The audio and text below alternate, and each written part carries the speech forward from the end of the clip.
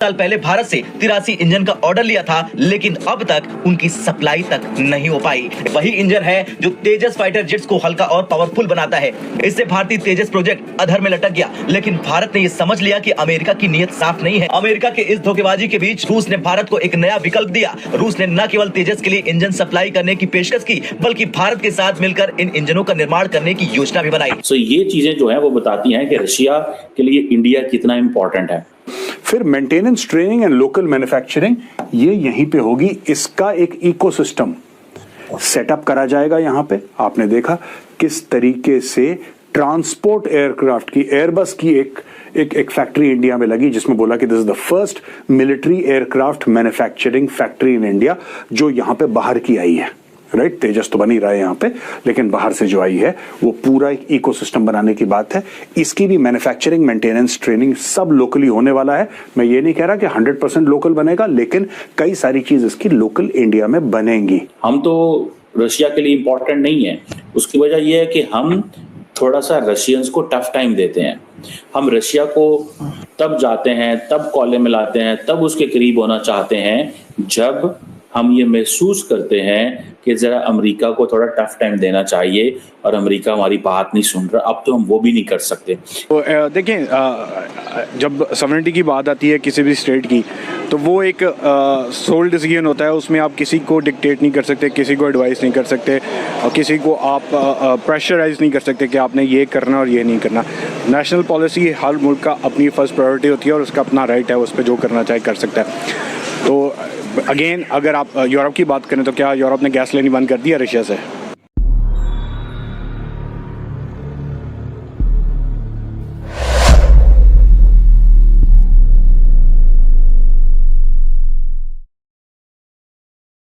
India और Russia के ताल्लुकात तो बड़े जबरदस्त हैं।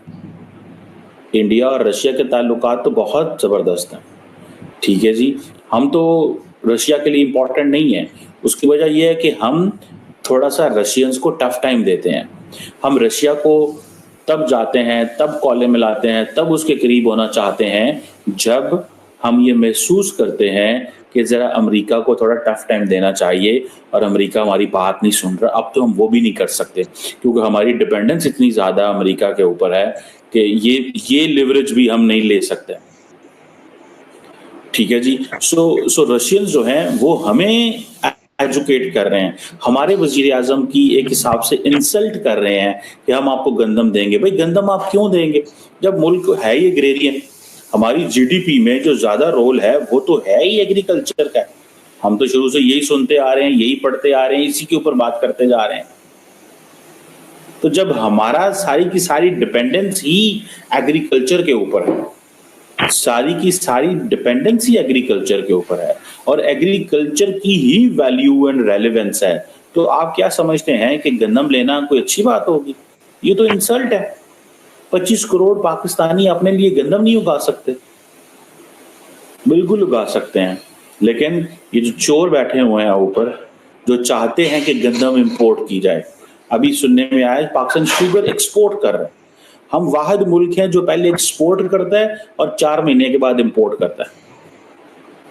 पहले एक्सपोर्ट करते हैं, फिर इंपोर्ट करते हैं। ठीक है जी।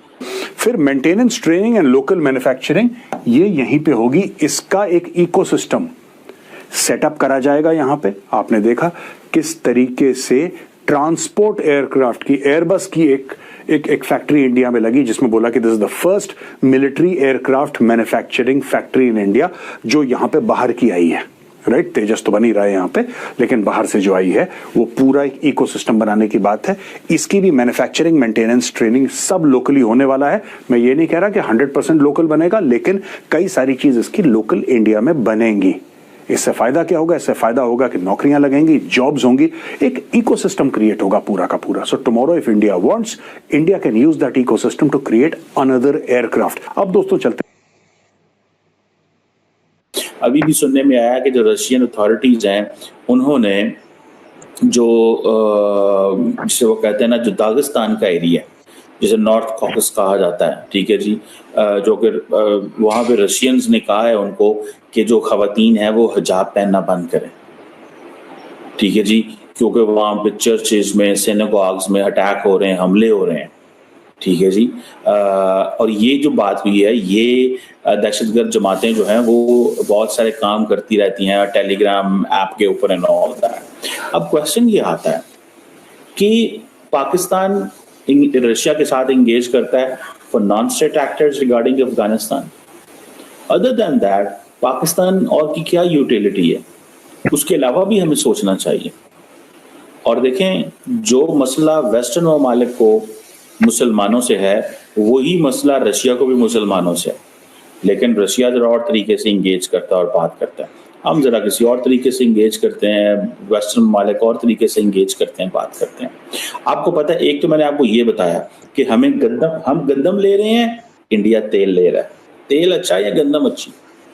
वो तेल लेके, जैसे मैंने बताया कि जो पूरी साहब हैं वो और ऑयल रिफाइनरीज लगाने जा रहे हैं, और वो ऑयल रिफाइनरीज लगाने का मकसद क्या है? एक्सपोर्ट कर सके। और इवन के इंडियंस ने रिक्वेस्ट की रशियन से कि हमारी कंपनियों को प्रायोरिटी बेसिस के ऊपर तेल दें। ठीक है जी। जिसे वो कहेंगे ना कि ये एक बहुत बड़ी बात होती है। मैंने आपको बताया कि इंडिया दुनिया का तीसरा बड़ा इंपोर्टर है, कंज्यूमर है, तीसरा बड़ा इंपोर्टर एंड कंज्यूमर, क्योंकि 1.4 बिलियन की आबादी है यार। सो उनको तो वो चाहिए, और इंडियंस को इस चीज का पता है कि सारी सप्लाई चेन मुतासर है। हम गंदम की तलाश में, आटे की तलाश में, इंडियंस रशिया ऑयल की तलाश में।